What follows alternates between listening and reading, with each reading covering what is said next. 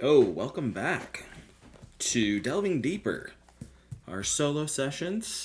Today we're going to be doing a little bit of dungeon mapping using the old school revival solo.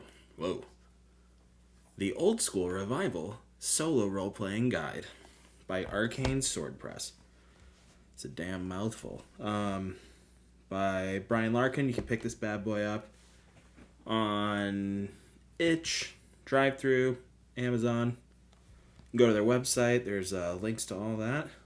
And quick adjustment to the nested hex. Went back into Affinity and labeled everything. My issue when I was doing it by hand was the labeling stood out a little too much. So I went in, actually created this entire hex, recreated it from scratch, and lightened up all the lines of all the hexes, the larger and the smaller, and labeled all of the smaller hexes, but I dropped the opacity down to like 50%, and it's kind of perfect. It's not too overwhelming visually when you look at it, but yeah. So that was fun. Nice to have like a template I can just print out whenever I want. But in the meantime, let's do this. So I've got this page bookmarked here. And I don't know that we're gonna map out the entire dungeon, because I do want some of it to be procedural on the spot. But some of it will get mapped out. And here we've got Appendix A, which is procedural dungeon crawling. This is meant to be used on the spot or ahead of time. You can, there's a bunch of tables you can roll on throughout these last few pages here to populate and fill your dungeon with dope loot and treasure. But in the interim, we're gonna map out a couple of these. So let's walk through it. This appendix is designed to allow the solo role player to create a dungeon as they explore. However, this appendix can be used to help any game master to design a dungeon ahead of time or spontaneously at the table. There's an echo in here. Dungeon objective. When exploring a dungeon, the PPC might be attempting to fulfill a campaign objective. 1. Recover missing item. 2. Search and rescue for an NPC. 3. Eliminate a threat. 4. Uncover treasure hoard. So you could just roll on that, or you could come up with one on your own. The chance of running into the dungeon objective is a progressive chance of 1 on a d20 per room searched, per level. The d20 chance resets per level. This dice size can be altered based on the dungeon size, such as a 1 on a d12, d10, d8, etc. Mapping the dungeon. When generating a corridor or room, the solo role player must use some artistic license to make the corridor fit within the map they are uncovering. Any situation where the corridor is interrupted by a pre-made room can result in an extra entrance to a room, a dead end, or even a secret door. Any generated corridor length is the maximum length a corridor has, and the solo role player can shorten or alter the length if needed to make the corridor fit. Dungeon function. The following is a table to determine the function of a dungeon when procedurally creating one.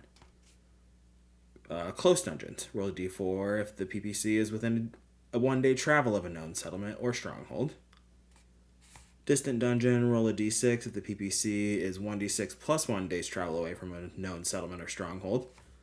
Far away dungeon. Roll a d10 if the PPC is 2d6 plus 2 days away. Or more away from a known settlement or stronghold. While the procedural dungeon creation process is designed to be generic, the dungeon type can be used to flavor the corridors and room to best fit the dungeon's function. Dungeon size. We already did this, didn't we? Here, I got my notes over here. We rolled on a d6, and it's 5 levels. So we can do 1d6 plus 2 levels. So we're like in between, going off of this appendix in this book. We're like in between a medium and large. So the medium would be 1d3 plus 1 levels, and this is 1d6 plus 2. So in between 4 and 8, potentially. So I'm going to roll the 2d8 plus 4 rooms per level. So we could break this down. Wait, do we need to do this? Let's say rooms per level. This must just be like an approximation.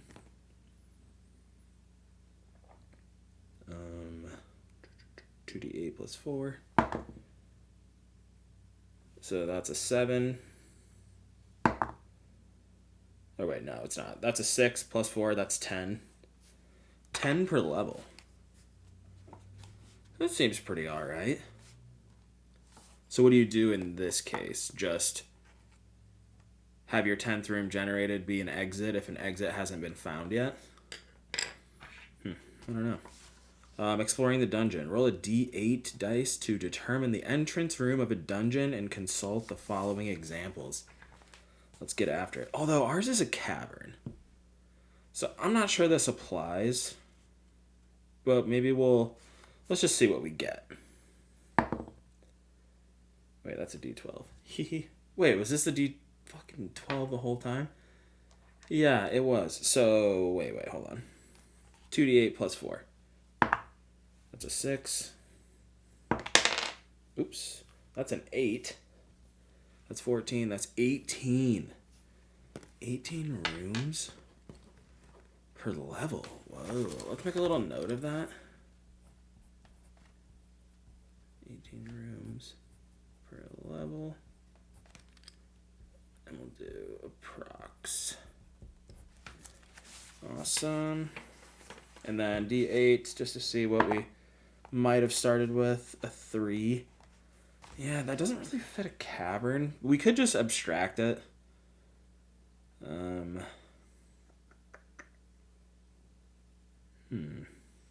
I like the idea of... Let's see. I like the idea of like maybe just removing these side... Here, I can show you. Like maybe tapering it, doing like a diagonal.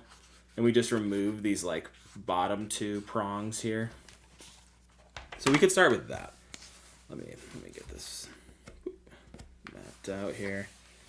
How do we want to start this? So maybe right, if we're gonna remove those bottom prongs, maybe we'll just start here. We'll do 1, 2, 1, 2. Right.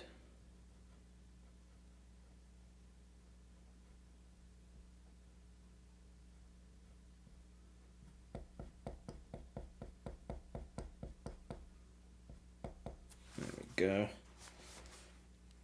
And then we could just go diagonal up 1. Since it's a cavern. It says caverns, you roll their corridor length. Like the corridor length die twice. And the next one... Oh no, caverns roll for each corridor size by rolling a d6 twice. Once for the width, and once for the height. Ooh. Okay, let's not get distracted here. So then we're going up 3. 1, 2, 3. 1, 2, 3. And then we've got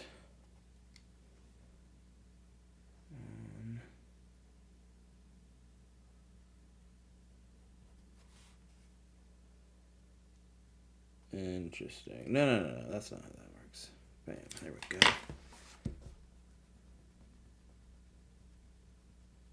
Get that out of there. Yeah, I like this because there's potentially 3 exits. Bam. This one goes up 2. Bam. And then this. There. Wait, hold on. Oh, no. We would want to go this way. There we go. I'm in an OD&D campaign. I'll tell you what. I am not the mapper. Okay. So, are these little nodules then? You can kind of see them here. There's like these little tiny nodules. Are those doors? I'm assuming so, correct? I'm going to say that there are not the doors here. But I am going to put... I'm going to put doors here.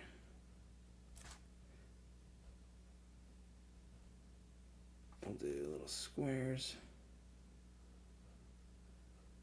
Okay. There we go. So we got our opening room here. Now let's look back at what this says. Dungeon type. Generate the number that occupies the current level of the dungeon by using your preferred game's number appearing using the layer total.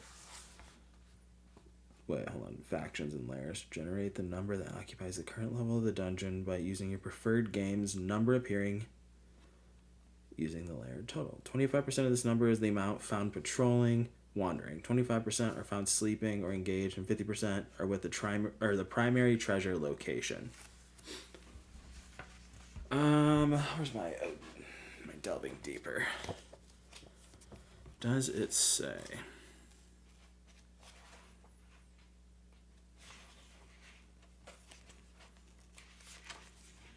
It does. It definitely does. Creating a dungeon.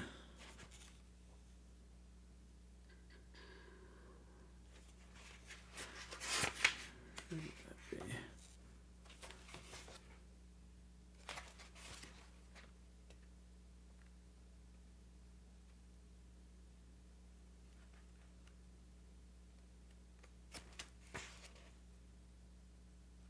Underworld encounters. Okay. Each dungeon level can contain thoughtfully prepared encounters as well as wandering monsters. The former are monster lairs, hideouts, treasures, meeting places, and so on, devised during dungeon design. The referee should also check for wandering monsters at the end of each turn of exploration. Done with a throw of a 6-sided die with a 6 indicating the appearance of monsters. I don't know. It doesn't have... This, maybe it's in here. Oh, okay.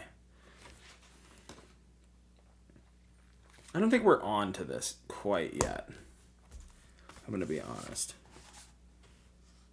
Number of factions and lairs. Okay, so cavern, 1d4 minus 1. Let's do 2, 1. One faction, number of lair.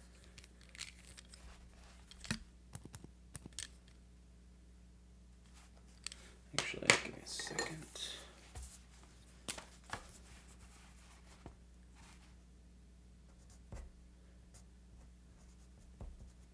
One layer and faction.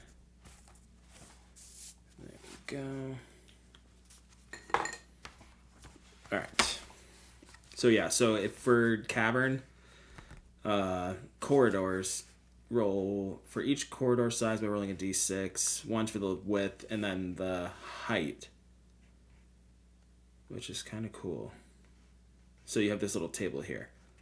A 1 is 2.5 feet, 20 feet wide. Whoa, so it could get pretty tight. And then caverns are also at 50% each corridor and room is difficult to navigate. So you'd have to make note of that. When moving through an opening into a new area, roll a d4. Exiting a room. When leaving a room, there is a 1 on d4 chance it leads directly into a new room without a corridor. Stairs and similar exits have a 50% chance of leading to a corridor on a new level. Any result of a 4 on a d4 result means the door is a dead end, such as a bricked off doorway or an empty storage space. Exiting a corridor. When leaving a corridor through an exit, there is a 1 on a 4 chance, or 1 on a d4 chance that the exit will lead to another corridor. Stairs and similar exits have a 1 on d4 chance of leading to a room on a new level. When encountering a new area, determine the layout is determined by the position of the entrance.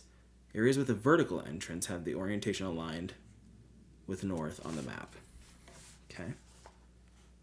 So when we're exiting a room, technically this is a room, right? The entrance room. Cool. So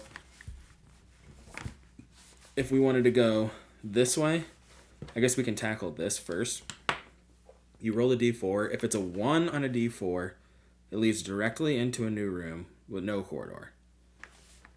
Any result of a 4 on a d4 result means the door is a dead end. In this case, maybe like a cave-in or something like that. A 3, okay. So it is a corridor. To determine a dungeon corridor, roll 4 d20s of different colors and line them up in a row. Each die represents a different column on the corridor table. Wow.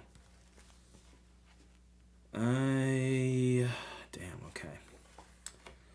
Let's see. I have the d20s. I think I have some in here.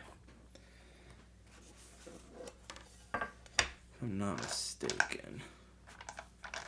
I hope. Yeah, I got an orange guy. And a Christmas one. Some red and green action. There we go. That'll make it easier to memorize what's what. So I got this kind of bone colored one. There we go. Alright. This ivory one is going to be the corridor shape. This is going to be the length.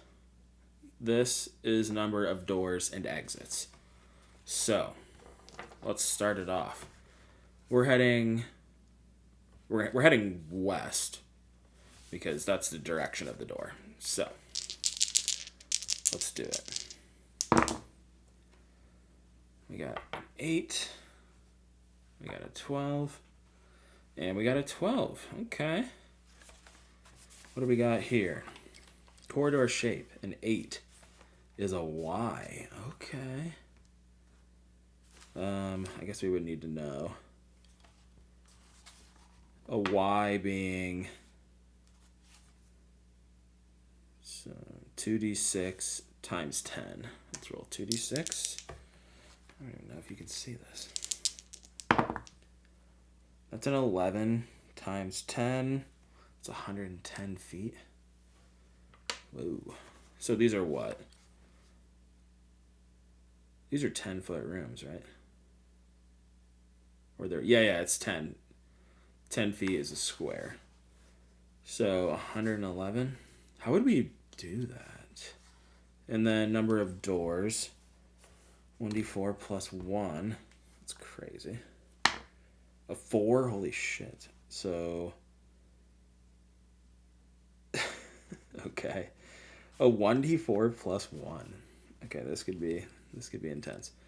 So we've got, if we want to do a Y, I would say maybe let's do maybe 60 feet straight out. So come on. Yeah, 1, 2, 3, 4, 5, 6. So these are not going to be straight.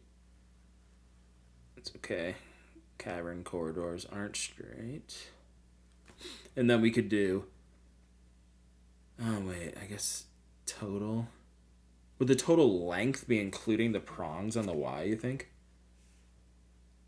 I'm assuming. I bet it's from like the edge of the Y, like the top of the Y, all the way to the bottom of the Y. We'll do that.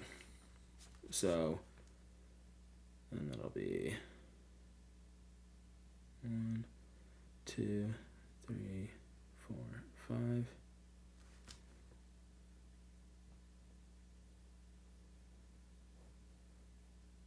Okay, we got 1, 2, 3, 4, 5.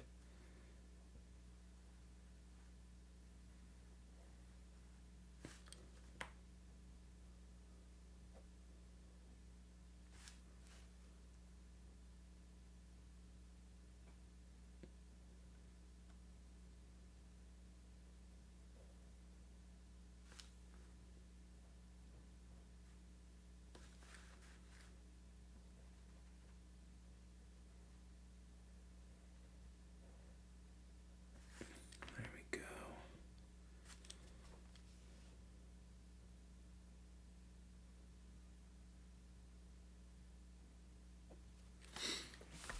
Okay, so we had, oops, that was a 12.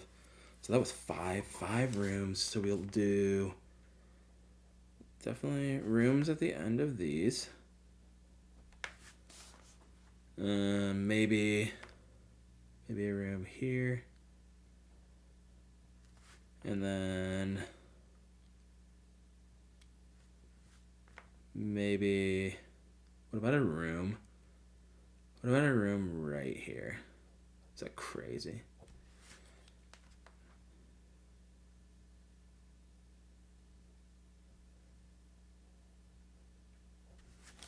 All right.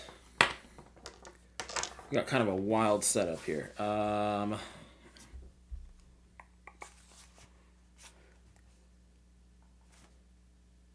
Wait, what did we have? We had an 8. That's 2d4 times 10. Oh, wait, no, we had a 12 on here. It's 2d6 times 10. Okay. Sorry, got confused. A lot of dice involved here. So, each die represents a different column on the corridor table. In general, each corridor is assumed to be 10 by 10 by 10 per section on a graph paper. If the solo player prefers more variation, they can determine the length, width, and height of each corridor they encounter using the following. I'm probably not going to do that, but I do like the idea of a 50% chance that the room is difficult terrain to navigate. So, step 1, corridor shape and length. Roll a single d20 to determine the corridor shape and its length in the following column when determining the length. Blah, blah, blah. Next exit. Double wide. This corridor is 20 feet wide. Okay. Oh, that's if you hit a 13. Oh. Whoa, narrow. On a 20. So then we've got number of exits, traps, secrets, special, whatnot. All right, we did that. Stairs are exits that traverse. We can come to this here in a second. So we need to figure out. Yeah, I guess it's just rinse, repeat then, huh? Let's go at. Let's do straight ahead. How about that? See, I don't like this then, because this doesn't look.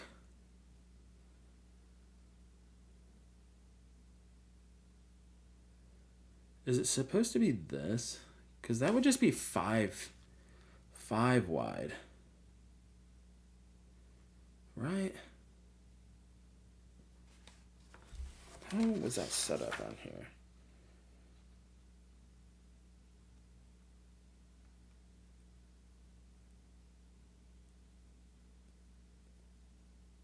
Yeah, it's only 5 feet when it's on a diagonal. Because it's not the whole width of the square. Alright. So I guess the passage just narrows. Let's do straight ahead. Roll all of our die. So we got a 15. We got a 5. And we got a 20. An elevator? What the hell? Oh wait, could an elevator could be like a like a mine shaft with like a lift. So yeah, literally an elevator. All right. 15. It's an L shape. So a 5. 2d8 times 10. 3. 4. So 40. So it goes maybe 30 up.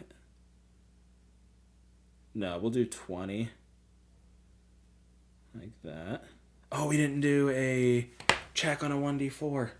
Shit. There's a lot to remember when you're generating these. 3, doesn't matter. Okay, so it's a corridor. So we'll do 20, 20.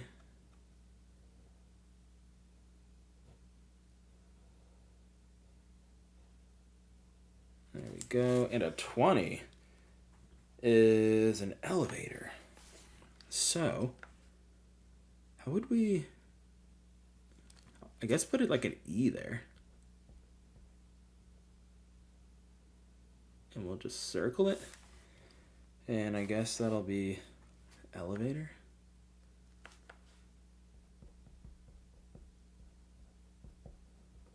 We'll make a note of that.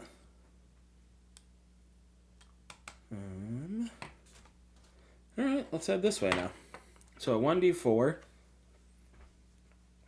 has... Oh wait, is it going up or down? We should probably check.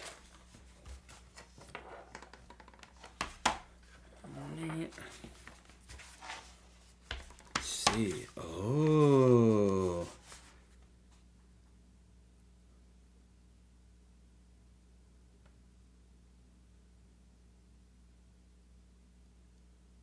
Okay, so yeah, most elevators are assumed to be part of a dungeon design, with 20% of them being hand-cranked pulley machines brought into the dungeon by a prior party. Roll a d4 to determine the function of the elevator. On a 1, elevator starts on current level and travels 1d4 levels downward and seems to function. On a 2, elevator starts on a different level and travels 1d4 upwards and seems to function.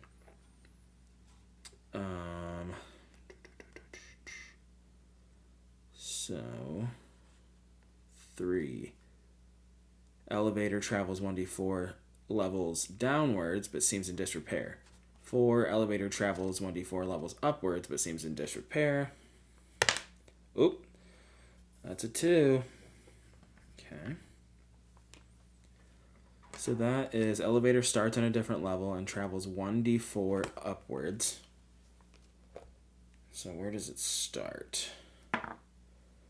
It starts on level 3.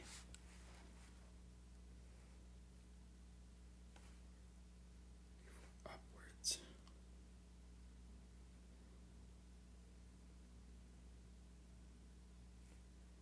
So wait, if we're on level 1 and it's got to go up 3 levels, it's on level 4. Okay. Starts at level 4. We'll make a note of that. I will put all of this on in notes or something. Cool. So that'll take us to level 4 if we can get it up. And it is in working condition. So now we can head back here and we'll go east. So let's roll our d20s.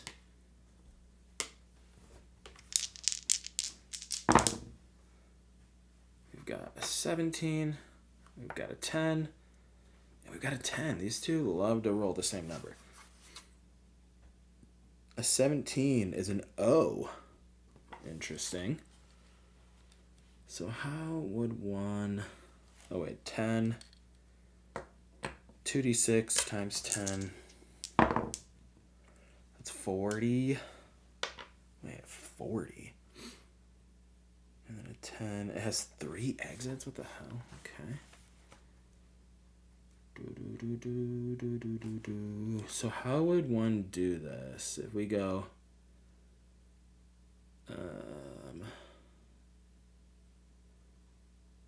basically, if that was like the point, we would go boom, boom, boom, boom, like that, like halfway through all of them.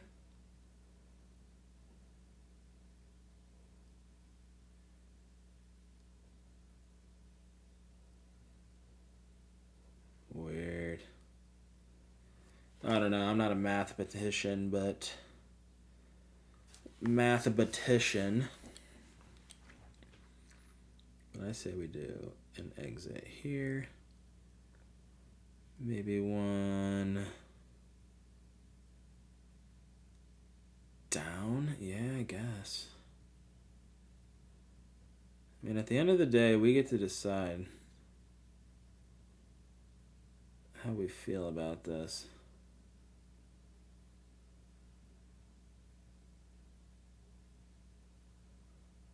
There we go. I'll go over this in ink. Fuck, we didn't do the fucking D4 thing again. A 1.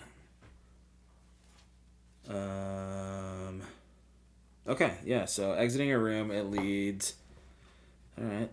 Get rid of the O. Thank God. That was gonna drive me nuts. So those didn't matter.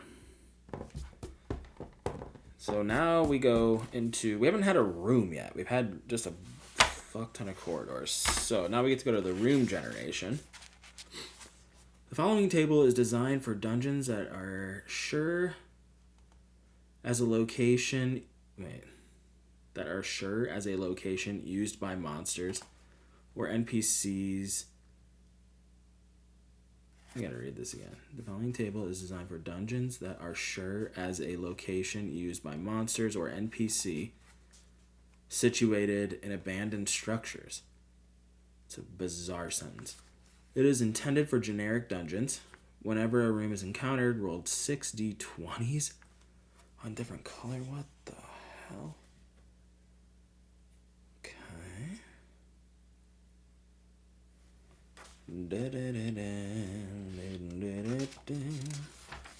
So this is the room generator.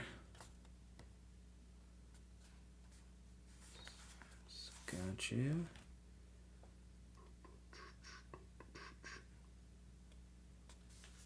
I am going to...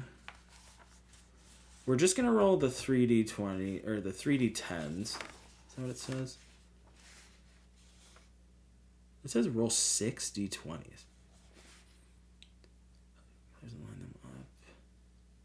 Use each die to refer to each of the columns on the following table.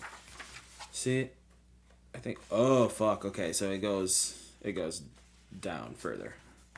All right, word. Right.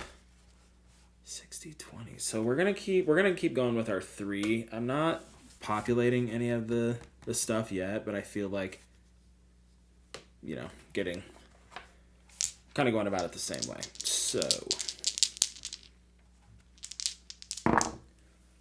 we've got a 17, we've got a 15, and we've got a 5. All right. So for 17, 8-sided. Shit. All right. Let's go ahead and get that going right off the bat. Wait. 8-sided. 15 is 1d12. 1d12. This is the room size by area. All right. What was it? A 15. 1d12 plus 3. That's a 9. No, that's a 12. Okay.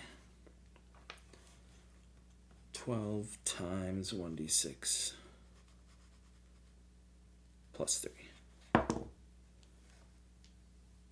1d6 plus 3. 9. Shit. What is that? 90. So 12 times 10 times 9 is 90. 2 times 9 is 18. So that's 108. I think I did it wrong. No.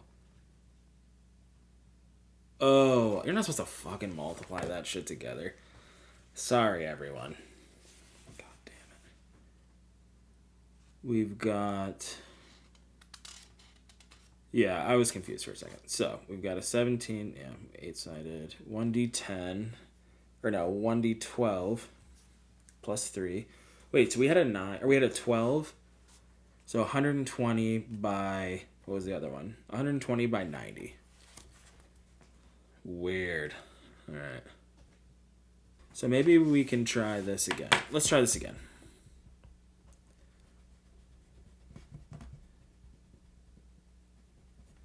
So as long as its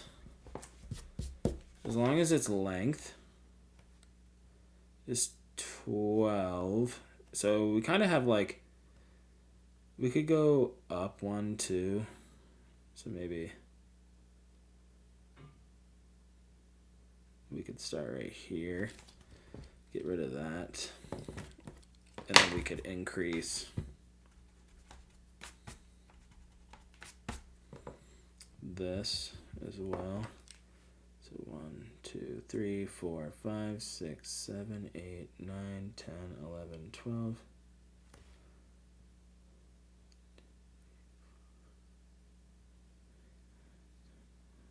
Cool.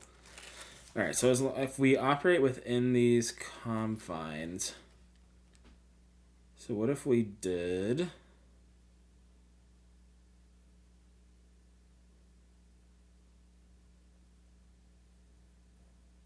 Bam.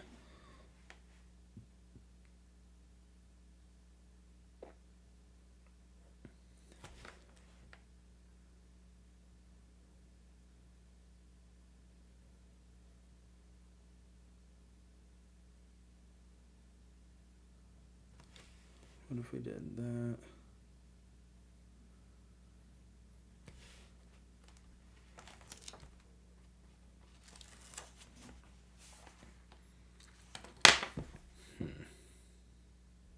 No, I'm going to have it go down one more.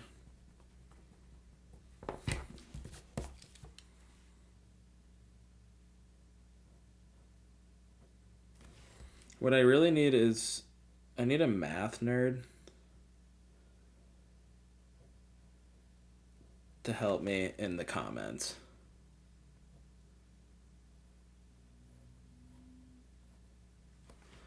One, two, three, 4.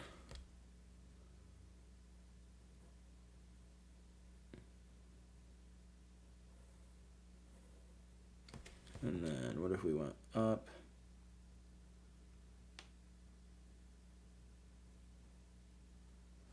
Like that. 1, 2, 3, 4, 5, 6.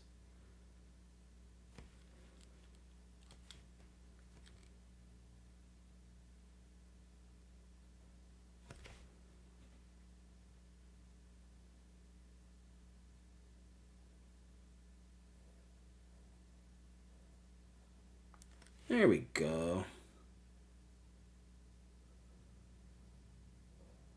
I don't think that's how the area of 8 sides works, but whatever. We're sticking with that. And we only had we only had one exit, so this has to be a pretty cool room, if I must say so myself. So 5 would have been, yeah, 1 exit. Let's roll. Let's roll another d20, and we'll just see. We'll see what this is. It's an 8. It's a barracks.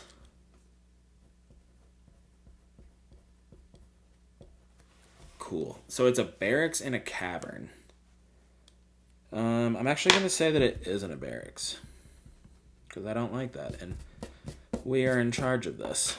And I'm going to say that it's a... I'm going to say that it's a quarry.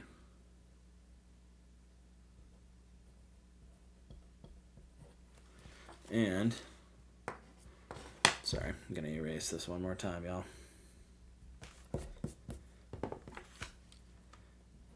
note that it's a quarry below it. There we go. And you walk in, and I'm going to say that there's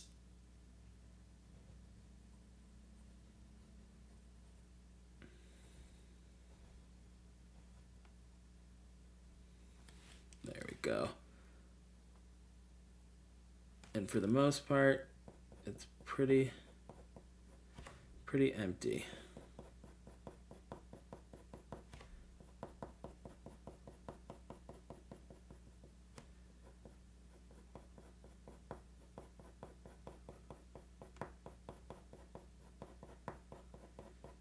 Like I said, I'll go over all this in ink and we'll be good to go. So we've got a quarry there. And I think we should do one more. And I think that it should be, wait, how would this work?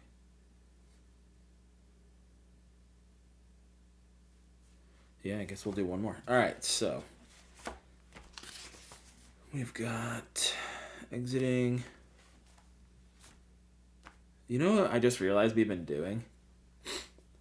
And I'm not going to do anything about this.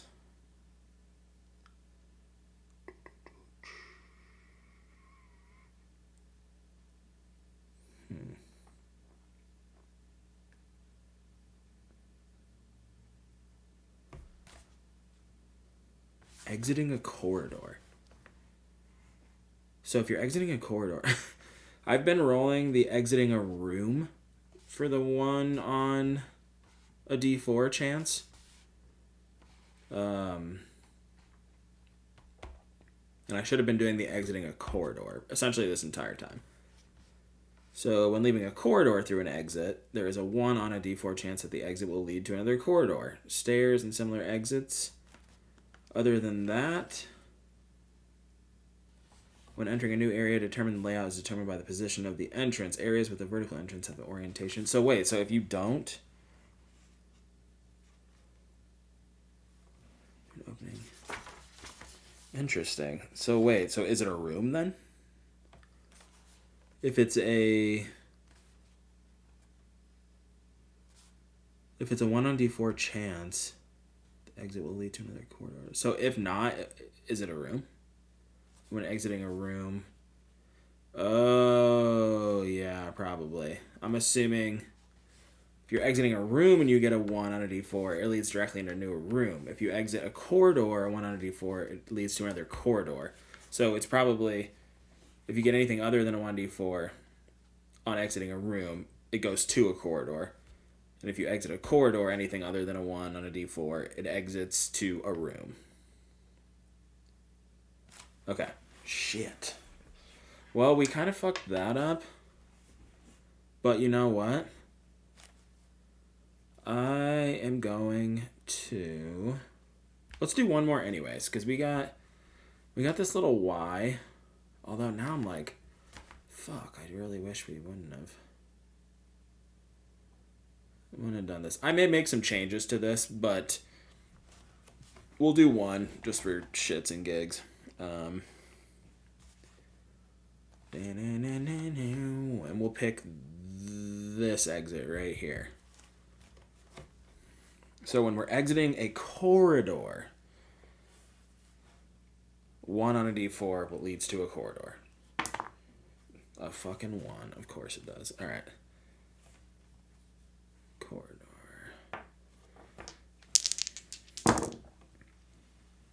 Got ourselves a 6. Got ourselves an 11. And we got ourselves a 10. So a 6 is just an I. Like a wider one, I'm assuming. Interesting. I wonder what the difference between an I and just a straight one is.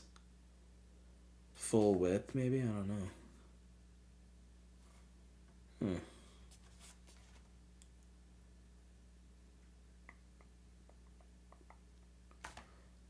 Yeah, I don't know. I mean, there's like serif little markings on the I, but... So we've got, yeah, an I. We've got an 11. 2d4 times 10. 2d4 times 10, that's 20. Oh, wait, no, it isn't. That's 6, so that's 60. And we've got a 10. That's 3 exits. That's fucking crazy. All right.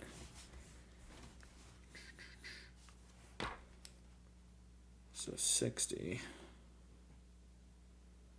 1, 2, 3, 4, 5, 6. Bam.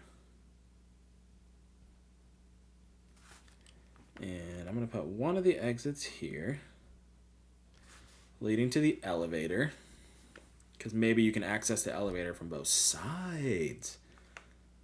That sounds kind of fun. I'll put one here, and I'll put one here. There we go.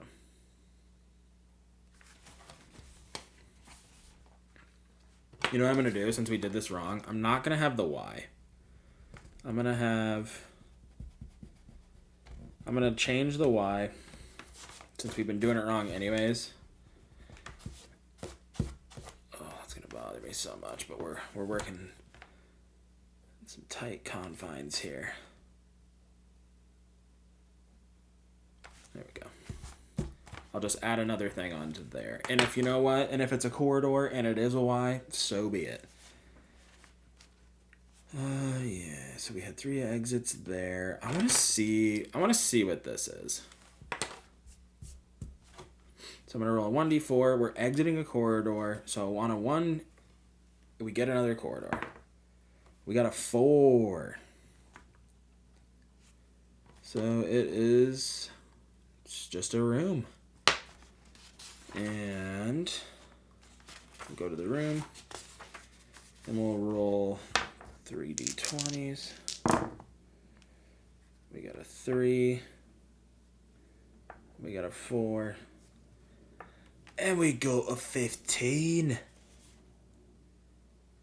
1d8 exits. Holy moly.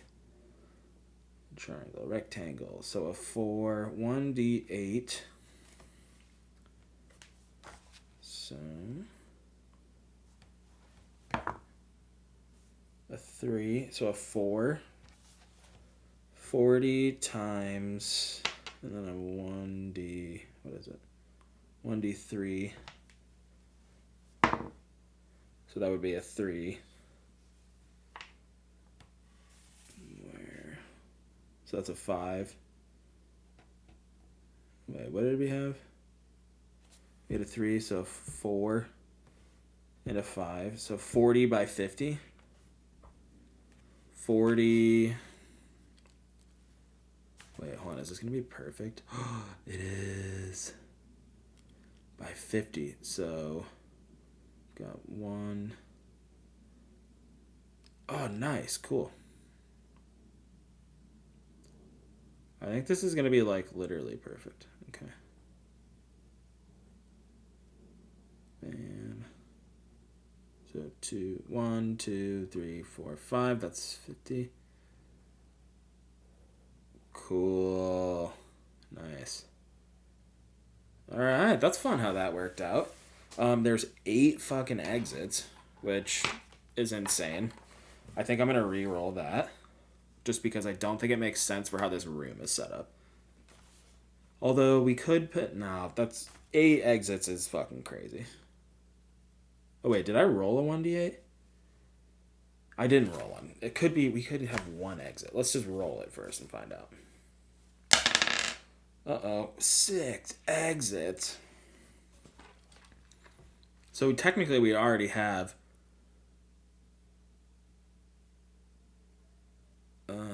so technically, yeah, I mean we've got 1, 2, 3, 4, depending on what that is.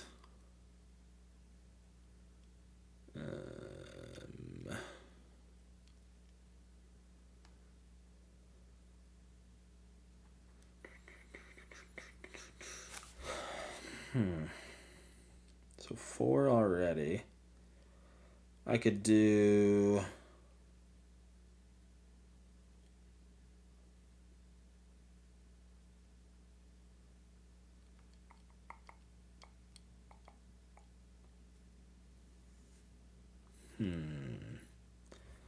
Yeah, I mean, I guess I could do another one.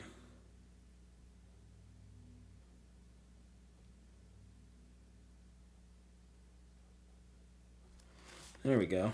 So 1, 2, 3, 4, 5, 6. That's 6 exits. That's absolutely bonkers. What's crazy is if this is a corridor or a room, why would there be so... I don't like that. I don't fuck with that. I think what we're going to do is I'm going to get rid of these 2 exits. It just doesn't make any sense. I think logistically, and just because it's my fucking game, I mean, we're just going to... We'll nullify dice rolls when we need to. 4 exits is fucking plenty for a room, for a rectangular room. 6 exits is crazy this early into the dungeon. But that being said, that's kind of how this goes down. Sorry that it's been chaotic. We're learning like on the fly, and we definitely fumbled a couple things, but you know, check it out. I mean, we got our start to a dungeon. That's pretty sick. Got rid of that stupid Y corridor that didn't need to be there. Yeah, they found a quarry already. So, yeah, we'll I'll probably do more of this just in my free time while I'm chilling out or something. And then, yeah, next session will be, I think, session 1, where we really just dive in. So, thanks for tuning in. I appreciate y'all. And I will see you on the next episode. All right. Thanks, y'all.